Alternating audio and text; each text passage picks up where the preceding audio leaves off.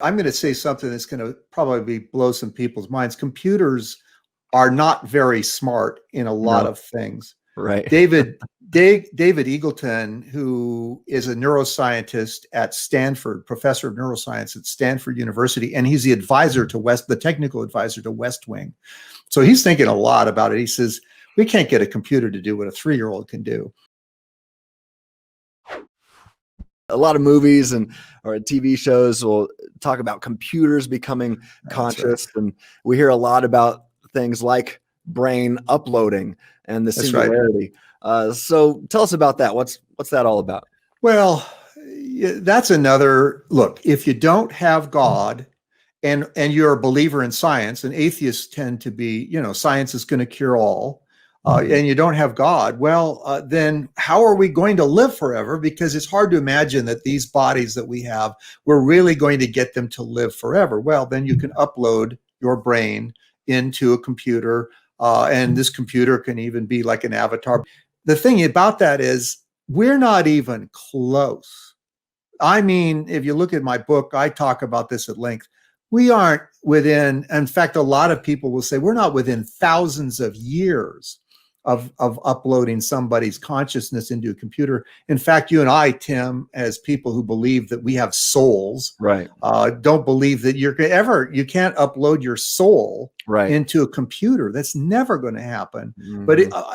But one more thing, if I thought that we were just material stuff, I think that I would probably think, well, it's possible that a computer could become conscious, because obviously we became, we're just material stuff and we became conscious, but we have souls and we have consciousness. But they have, as David Chalmers of New York University puts it, one of the experts in the field, he says, we don't even know what consciousness is. Hey, he says, here's an atheist expert in the field, David Chalmers, he says, we don't even know what consciousness is, much less how a computer could become conscious. It doesn't make any sense. Yeah, I do think it's metaphysically impossible for absolutely to become a rational agent. I think I talked with Angus Manouge about this not long ago, and even referenced him in my book, where I even get into some related issues.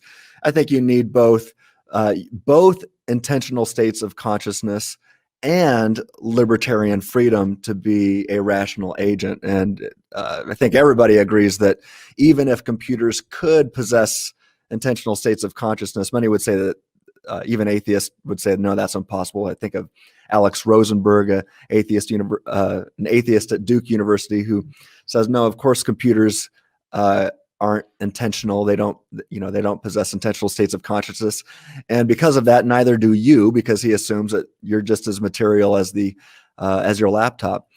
But I think not only, for those that might think a computer could gain intentionality or intentional states of consciousness, you would also need libertarian free will, which I talk about in my work and in my book. And I think across the board, basically, everybody's agreeing that no, computers could not have that. So, I say good luck with all of that. And not only that, but I'm going to say something that's going to probably blow some people's minds. Computers are not very smart in a lot of things. Right. David Eagleton, who is a neuroscientist at Stanford, professor of neuroscience at Stanford University, and he's the the technical advisor to West Wing.